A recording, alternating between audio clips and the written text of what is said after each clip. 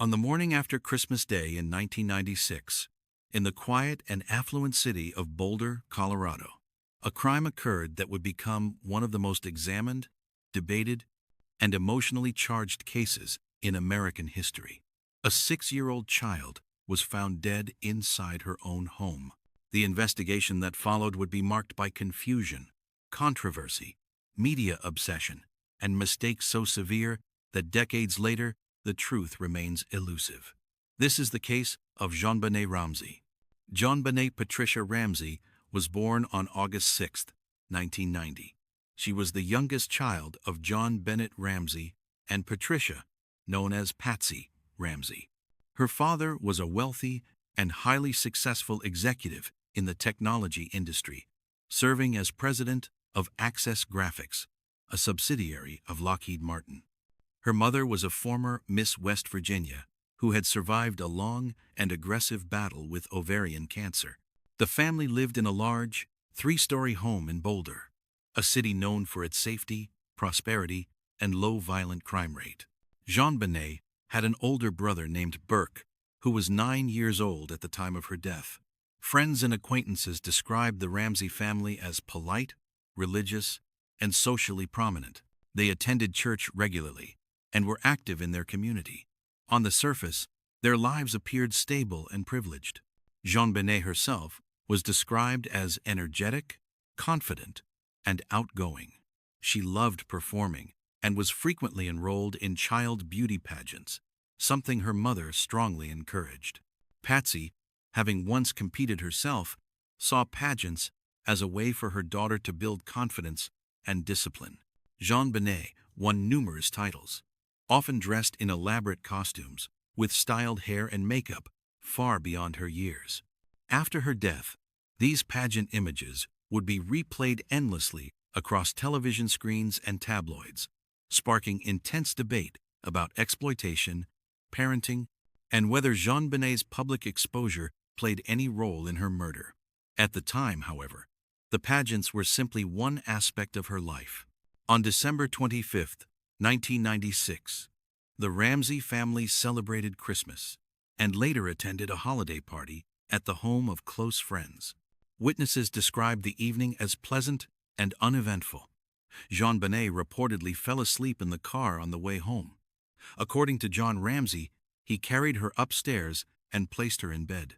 Patsy later said she briefly changed JonBenet into pajamas before leaving her asleep. The family planned to wake early the next morning for a trip to Michigan, where they would celebrate the holidays with extended family. John and Patsy prepared for bed. Burke went to his room. The house became quiet.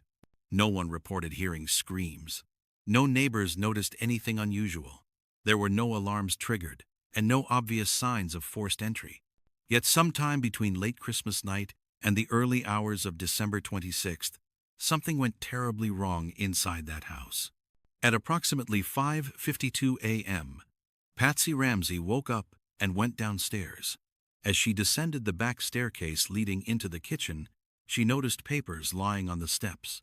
At first, she assumed they were notes left by her husband. When she looked closer, her heart dropped. It was a ransom note. Not a short message, not a hurried demand, but 3 full handwritten pages. The note claimed JonBenet had been kidnapped by what it described as a small foreign faction. It addressed John directly, referenced his business success, and demanded a ransom of $118,000, an amount that precisely matched John Ramsey's recent Christmas bonus. The note warned the Ramseys not to contact police and threatened that JonBenet would be beheaded if they failed to comply. It promised further instructions in a phone call that would supposedly come later that day. Patsy screamed for John and immediately dialed 911. Her voice on the emergency call sounded frantic, emotional, and panicked. She told the dispatcher that her daughter had been kidnapped. She did not read the entire ransom note aloud. She did not mention its specific threats. She did not say JonBenet was already dead, because at that moment, she believed her daughter had been taken alive. Police were dispatched to the Ramsey home within minutes. From the moment officers arrived, the investigation began unraveling. Instead of securing the house as a crime scene, Police allowed friends, family members, and a minister to enter freely. The Ramseys called close friends for emotional support. Those friends cleaned the kitchen, wiped down counters, and moved objects around the house. Doors were opened, windows were touched. Evidence was destroyed before it could ever be documented. John and Patsy were not separated for questioning. Officers did not conduct a thorough search of the house. Instead, they treated the situation as a kidnapping and waited for the ransom call. The call never came. As the morning turned into afternoon, tension grew inside the house. Detectives became increasingly uneasy. Eventually, a police officer suggested that John Ramsey search the house again to see if anything seemed out of place. This decision would later be regarded as one of the most catastrophic mistakes in the history of American criminal investigations. John went to the basement. The basement of the Ramsey home was large, cluttered, and confusing, with multiple rooms and storage areas. At the far end was a small, windowless room, often referred to as the wine cellar. The door had been closed. John opened it. Inside, he found his daughter. Jean Bonnet's body lay on the floor. She was wrapped in a white blanket. Her wrists were loosely bound with cord. A strip of duct tape covered her mouth. Around her neck was a cord tied to a broken paintbrush handle, forming a crude garrote. She was cold to the touch. John screamed and carried her upstairs, laying her body on the living room floor. This action contaminated the crime scene beyond repair. Jean Bonnet Ramsey was pronounced dead shortly thereafter. The case was no longer a kidnapping. It was now a homicide. The autopsy would reveal shocking details. Jean Bonnet had suffered a massive blow to the head, causing a skull fracture nearly 8 inches long. There was little external bleeding, suggesting she had been struck with a blunt object while still alive. Medical experts concluded she was likely rendered unconscious by the blow. She did not die from the head injury. Instead, she was strangled. The garrote around her neck had been tightened with enough force to cut off oxygen. Experts determined that the strangulation occurred after the head injury, possibly 45 minutes to 2 hours later. This finding raised disturbing questions. Why was she strangled after being incapacitated?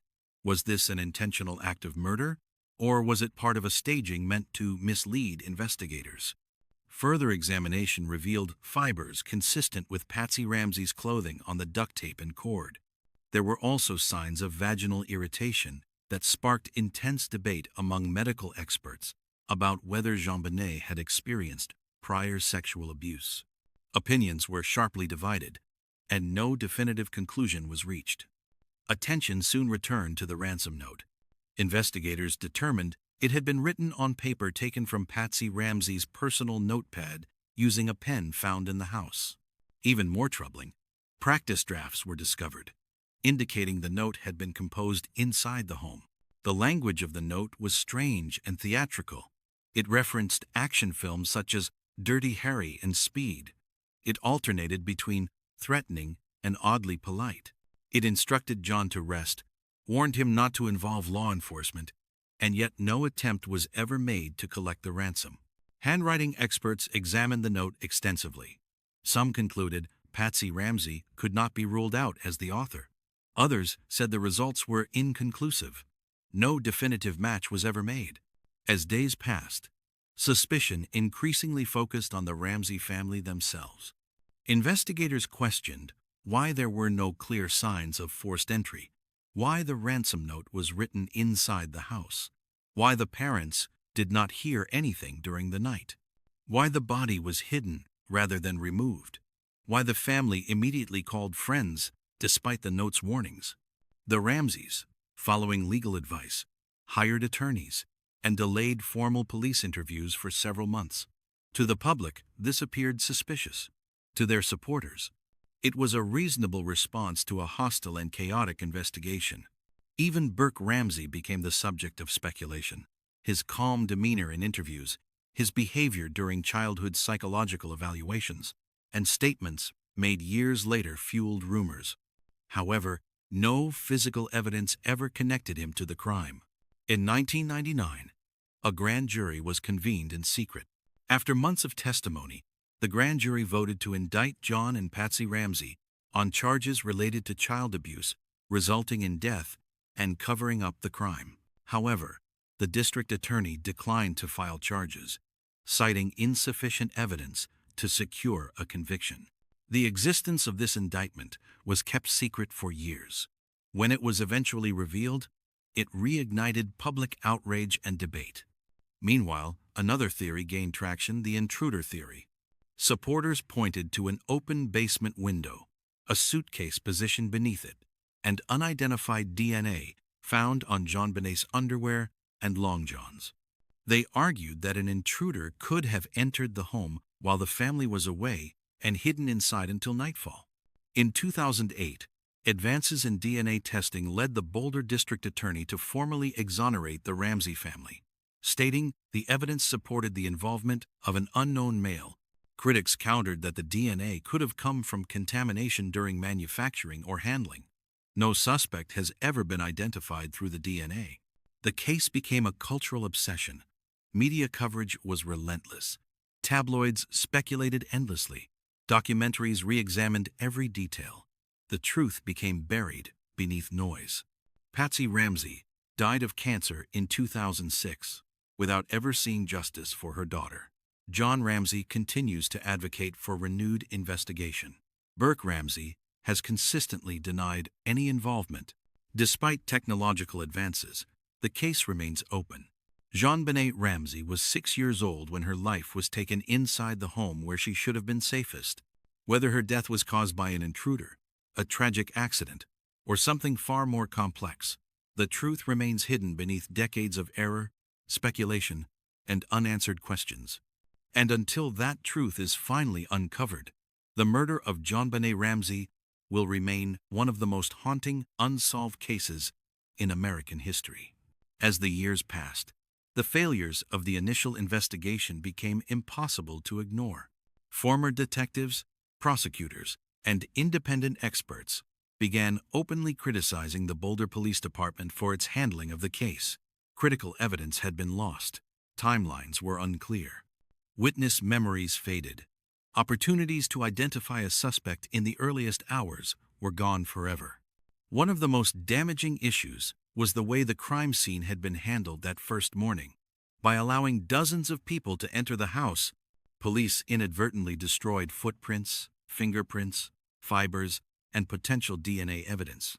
Even the placement of JonBenet's body was altered when John carried her upstairs. These errors made it nearly impossible to reconstruct exactly what had happened during the night. Another issue was the lack of a clear timeline. No one could determine precisely when JonBenet had been struck on the head, when she was strangled, or how long she remained alive between the two injuries. Without an accurate timeline, investigators struggled to narrow down suspects or establish motive. The ransom note continued to raise questions. Linguistic experts analyzed its phrasing, spelling, punctuation, and tone. Some believed it reflected the education level and personality of Patsy Ramsey. Others argued that similarities were coincidental and that handwriting analysis was far from exact science. The note's length, emotional shifts, and dramatic language remained highly unusual for a real kidnapping. The specific ransom amount, $118,000, was also troubling. It suggested knowledge of John Ramsey's finances, something an outsider would be unlikely to know. Supporters of the intruder theory argued that this information could have been obtained through observation or conversation. Critics believed it pointed inward. Attention also focused on the garrote used to strangle JonBenet. The handle was made from a broken paintbrush that belonged to Patsy Ramsey. The cord used was consistent with materials found in the house. Some experts believe the device indicated premeditation and knowledge of knots. Others argued it could have been assembled hastily by someone inside the home. Another point of contention was the absence of defensive wounds. JonBenet did not appear to struggle. This supported the theory that she was unconscious when strangled, but it also raised questions about how she had been subdued in the first place. There were no clear signs of a prolonged fight. The issue of prior sexual abuse became one of the most controversial aspects of the case. Some medical experts concluded that JonBenet showed signs consistent with chronic abuse. Others strongly disagreed, stating the injuries could be explained by other factors or were misinterpreted. This disagreement fueled speculation and deeply divided investigators. As public interest grew, the case became less about evidence and more about perception. The Ramseys were scrutinized relentlessly. Their wealth, their behavior, their decision to hire lawyers, and their appearances on television were all interpreted as signs of guilt by some and signs of innocence by others. John Ramsey was criticized for appearing calm. Patsy was criticized for appearing emotional. Burke was criticized for appearing detached. Every reaction was seen through a lens of suspicion. Over time, alternative suspects were proposed. Former housekeepers, friends, party guests, registered sex offenders living nearby. None were conclusively linked to the crime. Tips poured in by the thousands. Leads went nowhere. In the early 2000s, several documentaries and books claimed to have solved the case, each promoting a different theory. Some argued JonBenet's death was the result of an accident, followed by a panicked cover-up. Others believed it was a sadistic murder carried out by a stranger. Still others suggested the crime involved someone known to the family. None of these theories were ever proven. In 2008, when the district attorney publicly cleared the Ramsey family based on DNA evidence, the announcement itself became controversial. Critics accused the office of rushing to judgment. Supporters welcomed what they saw as long overdue justice for a family that had suffered public condemnation. The DNA evidence, while intriguing, remained limited. It was not a complete profile. It could not be matched to any known individual. It did not conclusively establish when or how it had been deposited. Despite advances in forensic technology, it has never identified a suspect. As years turned into decades, the case grew colder. Witnesses aged, evidence degraded, public interest shifted to newer tragedies. Yet JonBenet Ramsey's name never fully disappeared from the public consciousness. Her story remained a symbol of lost innocence, investigative failure, and the devastating power of speculation. John Ramsey, now older, has continued to speak publicly, urging law enforcement to re-examine the case using modern forensic techniques. He has repeatedly stated that he believes an intruder killed his daughter and that the truth can still be uncovered. Burke Ramsey, who largely lived out of the spotlight, eventually gave interviews as an adult, again denying any involvement. These interviews reignited controversy, with body language experts and commentators dissecting every word and gesture. But none of that brought justice. Today, the murder of JonBenet Ramsey remains officially unsolved. The Boulder Police Department maintains an open investigation, stating that any new evidence or technological advancement could potentially lead to answers. For some, the case represents a failure of law enforcement. For others, a tragedy magnified by media obsession. For many, it is simply a haunting reminder that even in the safest neighborhoods, terrible things can happen. JonBenet Ramsey was 6 years old. She loved performing. She loved attention. She loved her family. Her life ended violently, inside her own home, on a night that should have been filled with peace and celebration. Who killed JonBenet Ramsey? Was it someone inside the house, someone outside, or someone whose actions were never properly understood? Until the truth is finally revealed, her case remains suspended in time, a mystery frozen on Christmas night, 1996. And somewhere, the answer still exists, waiting. As investigators continued to revisit the case over the years, one of the most persistent challenges was the lack of clarity surrounding JonBenet's final hours. Reconstructing what happened inside the Ramsey home that night proved nearly impossible due to the early investigative failures. Yet many experts attempted to piece together a plausible sequence of events using what evidence remained. One widely discussed reconstruction suggests that JonBenet may have woken during the night and gone downstairs. Some theorize that she may have eaten pineapple found in her stomach during the autopsy. A bowl of pineapple and milk was discovered on the kitchen table, with fingerprints belonging to Patsy Ramsey and Burke Ramsey. The Ramseys initially denied serving pineapple that night. This contradiction raised questions about the family's timeline and whether JonBenet was awake later than they claimed. The pineapple itself became a critical detail. Medical examiners believed it had been eaten shortly before her death, suggesting JonBenet was conscious and active at some point after returning home. Whether this detail points to an innocent late-night snack or something more significant remains disputed. Another area of debate involved the head injury. Some experts believe JonBenet was struck accidentally, possibly during an argument or moment of frustration, and that the strangulation was part of a staged kidnapping to cover up the accident. Others reject this theory entirely, arguing that the force of the blow and the deliberate construction of the garrote indicate intentional homicide. The garrote itself remains one of the most unsettling elements of the case. It was not a simple ligature, but a device designed to tighten under pressure. Some experts believe its construction suggests knowledge of control techniques, while others argue it could have been improvised by anyone under stress. The fact that the paintbrush handle came from Patsy Ramsey's art supplies further complicated interpretations. The cord used in the garrote was not definitively matched to any specific source in the house, leaving open the possibility that it was brought in by an intruder. However, the absence of similar cord elsewhere in the home also raised questions about preparation and intent.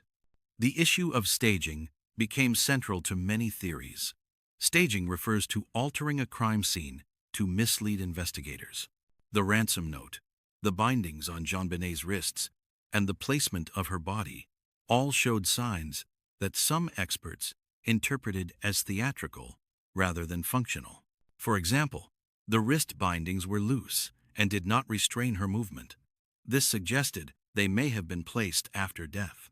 Yet staging does not automatically point to a specific perpetrator. It only indicates that someone wanted the scene to appear different from what actually occurred.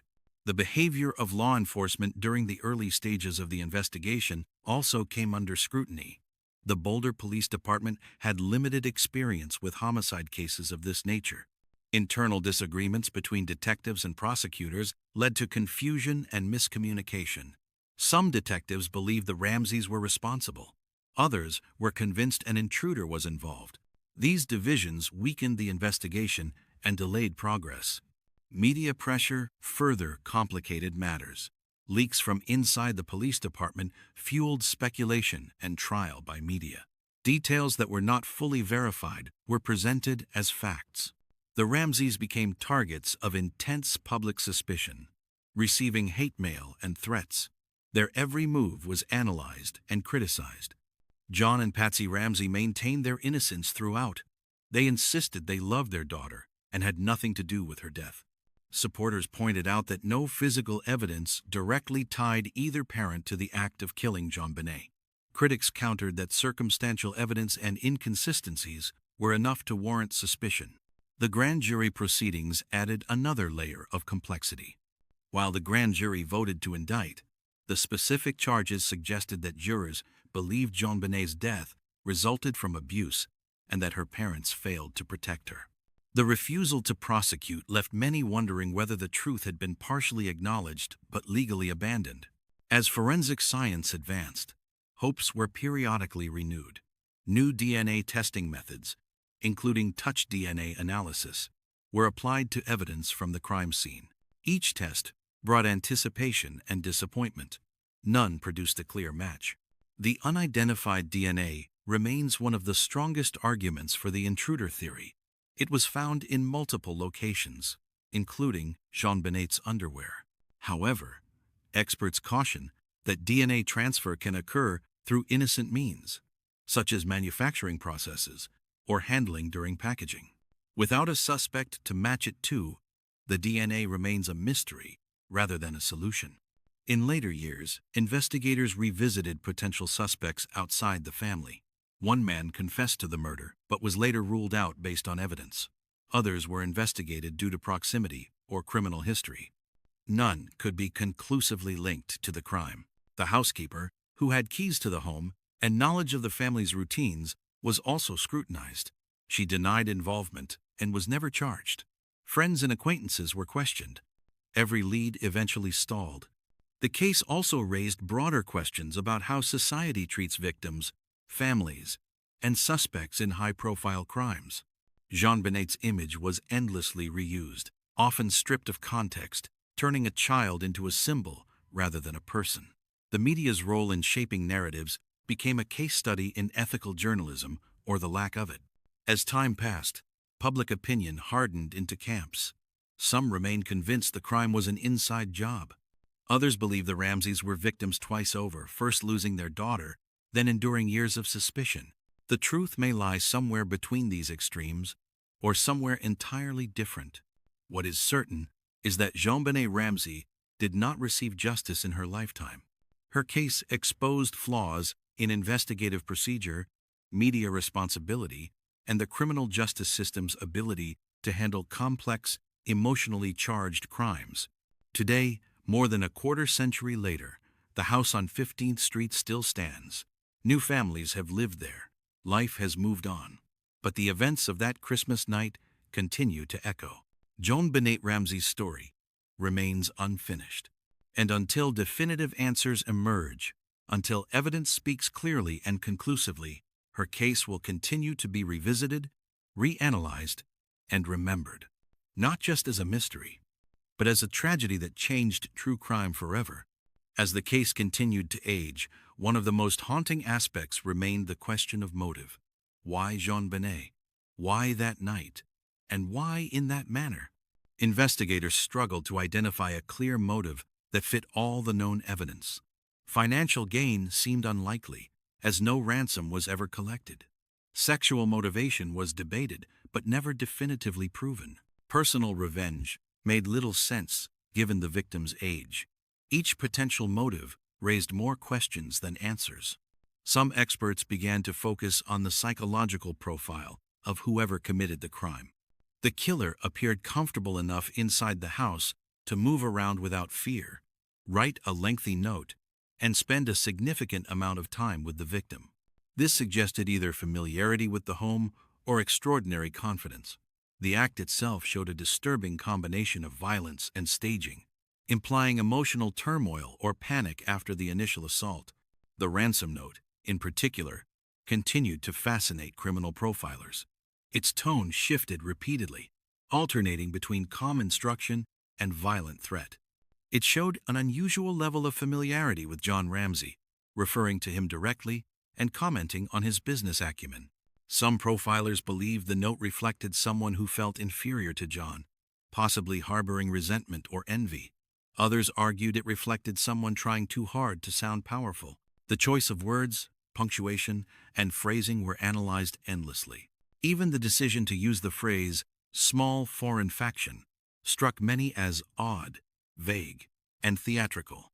No such group ever emerged, and no political motive was established. To many, the phrase sounded more like fiction than reality. The timing of the note also raised questions. It appeared to have been written after Jean Benet was already dead, or at least after she had been seriously injured. If that was the case, the note was not part of a kidnapping plan, but part of a cover story. This interpretation became central to staging theories. Another lingering question involved the flashlight found in the Ramsey home. Investigators considered whether it could have been used as the weapon that caused the head injury. The flashlight was clean, with no fingerprints, which some found suspicious. Others argued it was simply wiped down during the chaotic aftermath. The absence of blood spatter in the basement also complicated interpretations of the head injury. Some experts suggested the blow may have occurred elsewhere in the house, possibly upstairs, with the body later moved. Others believed the lack of blood was consistent with the type of injury sustained. The basement itself became a focal point of analysis. It was an isolated area, away from bedrooms, and relatively soundproof. This made it a plausible location for someone attempting to avoid detection. Yet it was also cluttered and unfamiliar to outsiders, raising doubts about whether an intruder could navigate it so easily in the dark. Over the years, former detectives involved in the case spoke out, often contradicting one another. Some remained convinced the evidence pointed inward. Others publicly admitted that mistakes made early on doomed the investigation from the start. These conflicting accounts further muddied public understanding. Internal police documents revealed frustration, miscommunication, and disagreement within the department. Leads were not followed consistently. Potential suspects were cleared prematurely or ignored altogether. The relationship between the police and the district attorney's office became strained, leading to further delays. The role of the media cannot be overstated. From the earliest days, reporters camped outside the Ramsey home. Sensational headlines dominated coverage. Speculation was presented as fact. This constant pressure influenced investigators and shaped public opinion long before all evidence was analyzed. Jean-Benet herself became almost secondary to the controversy surrounding her death. Her personality, her voice, her childhood were overshadowed by theories and accusations. In many ways, she was lost a second time, this time, to the noise surrounding the case. As technology improved, cold case units revisited the evidence periodically. Advanced DNA testing, digital reconstruction, and forensic reanalysis offered new tools, but without pristine evidence, their effectiveness was limited. Each new test brought hope, followed by disappointment. Some experts suggested that the answer may lie not in dramatic revelations, but in overlooked details, a minor inconsistency, a forgotten witness, a misinterpreted piece of evidence. Others believe the truth may never be fully known due to irreversible mistakes made in the first hours. The case also influenced changes in how kidnappings and homicides are handled nationwide. It became a cautionary tale taught in law enforcement training, highlighting the importance of securing crime scenes, controlling access, and separating witnesses immediately. For the Ramsey family, life after Jean-Benet's death was forever altered.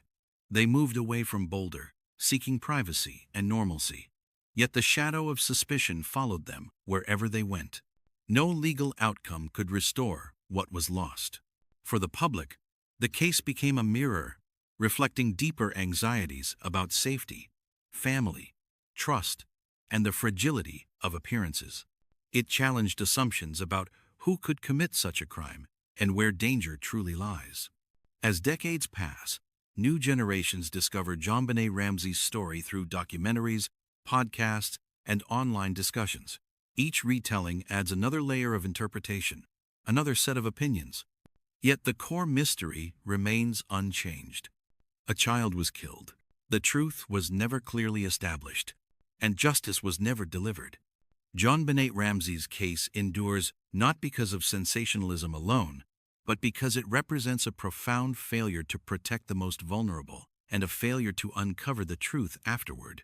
Until new evidence emerges, her story remains suspended between theories, frozen in time, waiting for clarity, waiting for answers, waiting for justice. One of the most persistent and emotionally charged questions surrounding the JonBenet Ramsey case is whether the crime was the result of a single moment of violence or a sequence of decisions made over time. Investigators and experts have long debated whether the person responsible acted impulsively, in a sudden loss of control, or whether the crime involved planning before and after JonBenet's death. Those who argue for an impulsive act often point to the head injury. The blow was severe, but it produced little visible bleeding. This suggests the person who struck her may not have immediately realized how serious the injury was. If JonBenet was rendered unconscious but appeared alive, panic could have set in. Panic, many believe, is what leads to staging.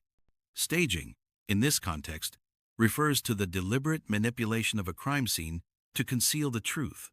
The ransom note, the loose wrist bindings, the garrote, and even the placement of the body have all been cited as possible elements of staging. Critics of this theory argue that staging of this complexity would require extraordinary composure under stress. Supporters counter that desperation can drive people to extreme and irrational behavior. Another layer of complexity is the emotional and psychological state of whoever wrote the ransom note. The note was not written in haste. It showed careful penmanship, consistent pressure, and a clear attempt to control the narrative. The writer took time to threaten, instruct, and dramatize. This suggests that whoever wrote it felt secure enough in the house to sit down and think. This sense of security has always been one of the strongest arguments against a random intruder. An outsider, critics argue, would be under constant fear of discovery. Every sound would pose a risk. Writing 3 pages under those conditions would be extraordinarily risky. Yet supporters of the intruder theory respond with a different interpretation. They argue that the intruder may have entered the home earlier in the evening while the family was away and hidden inside. If true, that person would have had hours to familiarize themselves with the layout, locate writing materials, and wait for the family to fall asleep. This theory raises further questions. Why choose such a risky approach? Why target this particular home? And how did the intruder know so much about John Ramsey's finances? Some investigators believe the key lies in access. The Ramsey home was large and frequently busy. Friends, contractors, housekeepers, and visitors came and went regularly. Keys had been distributed. Doors were often left unlocked. Knowledge of the home's layout was not limited to the family. The possibility that the perpetrator was someone known to the Ramseys but not part of the immediate family has been explored repeatedly. A person familiar enough to feel comfortable, but distant enough to avoid immediate suspicion. Yet no such individual has ever been conclusively identified. The handling of Burke Ramsey remains another controversial aspect. At 9 years old, he was quickly removed from the home and taken to a friend's house on the day JonBenet's body was discovered. He was not formally interviewed by police until later. Critics argue this was a missed opportunity to clarify the timeline. Supporters argue that subjecting a child to intense questioning in such circumstances would have been inappropriate and traumatic. Psychologists who later reviewed Burke's interviews disagreed sharply on their interpretations. Some believed his behavior was unusual. Others believed it was entirely consistent with a child under extreme stress.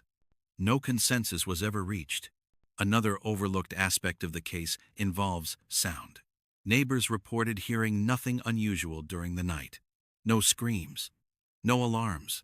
This has led some experts to suggest that JonBenet may have been incapacitated quickly, preventing any cry for help. Others believe the basement location muffled sound effectively.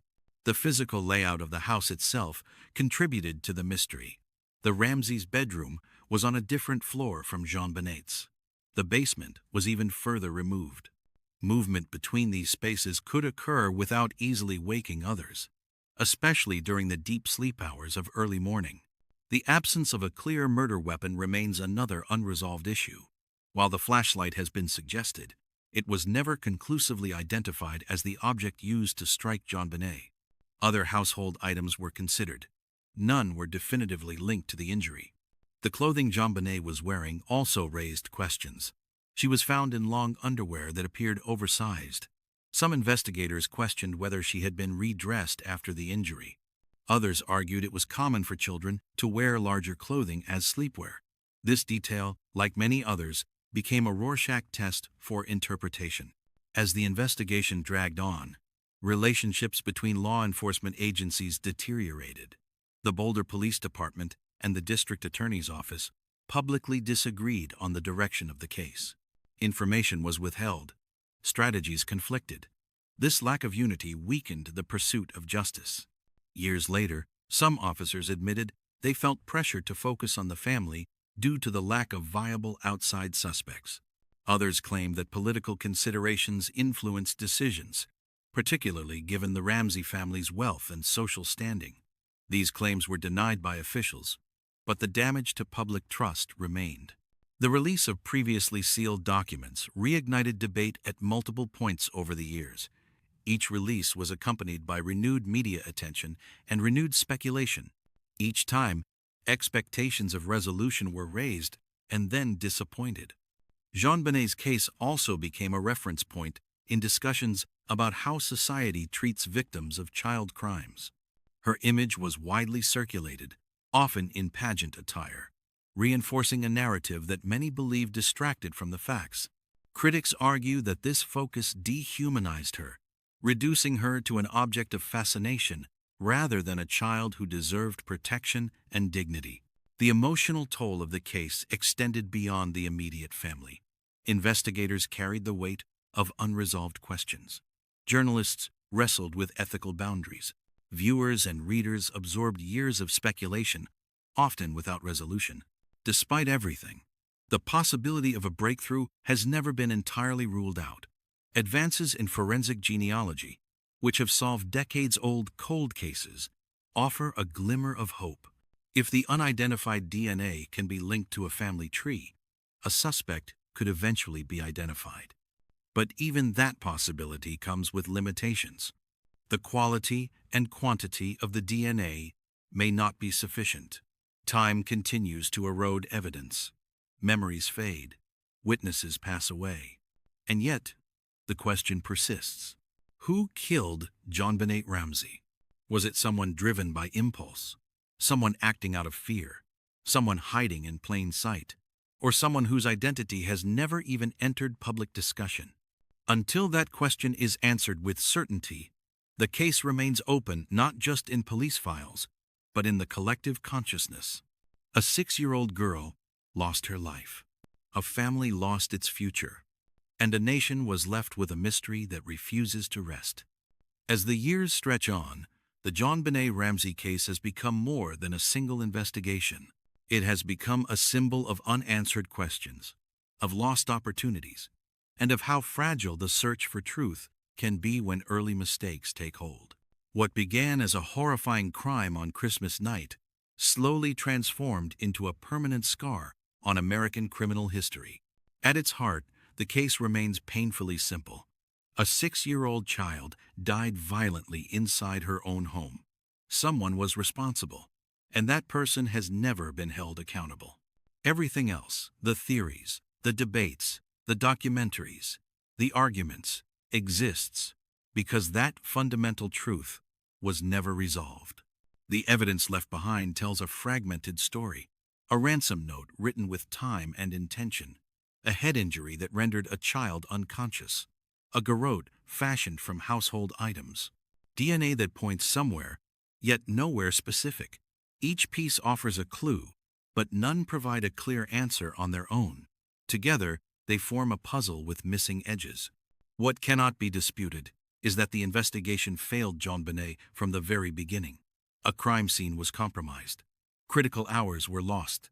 Decisions were made that could never be undone. Whether the killer was an intruder, a family member, or someone in between, the opportunity to find the truth in those first moments slipped away.